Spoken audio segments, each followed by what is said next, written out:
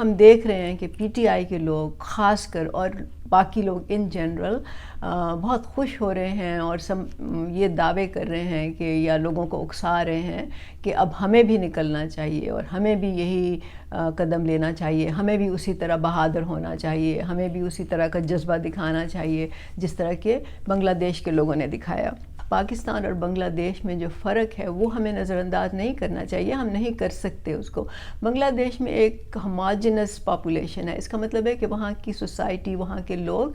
एक ही ज़बान बोलते हैं, कमोबेश उनका एक ही कल्चर है, तो उनमें वो दरारें नहीं हैं जो पाकिस्तान में हैं। अगर आप पाकिस्तान को देखें तो यहाँ पे तो हर कौम के, हर ज़बान बोलने वाले, हर तरह के कल्चर के लोग आपको मिलते हैं। यहाँ पे सूबाइयत का मसला है, यहाँ पे आपको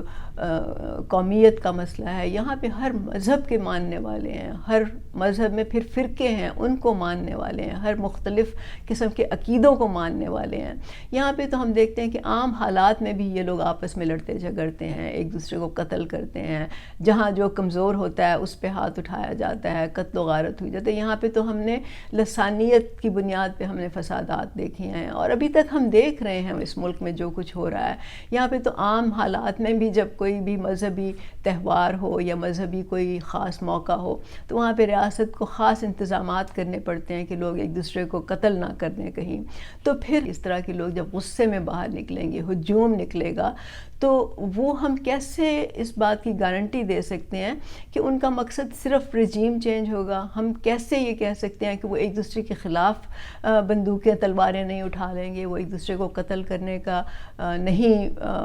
एकदम से उनमें जज्बा आ जाएगा। इंसान तो जानवर बन जाते हैं जब उनको इस तरह का माहौल मिलता है। और अगर खुदा न ख्वास्ता पाकिस्तान में ऐसा हुआ तो फिर आप देख लीजिए कि हम 1947 में जो कुछ हुआ था, जो जुल्म हुए थे, जो तबाही और बर्बादी हुई थी, हम शायद उसको भूल जाएं। तो ये बहुत अहम बातें हैं जो हम सब के सोचने वाली हैं। और फिर जब ऐसा होता है तो बाहर की जो क़ुव्वतें होती हैं, और हमारे तो बहुत से दुश्मन हैं इस दुनिया में है, इस ख़ित्ते में दुश्मन हैं, उनको मौका मिलता है कि वो आके दखल अंदाज़ी शुरू करें, वो आके ऐसे माहौल पैदा करें कि लोग एक दूसरे को कत्ल करें, एक दूसरे के ख़िलाफ़ हो जाएं, एक दूसरे से नफ़रत करने लगें। तो फिर आप सोचें कि इस मुल्क का क्या हाल होगा।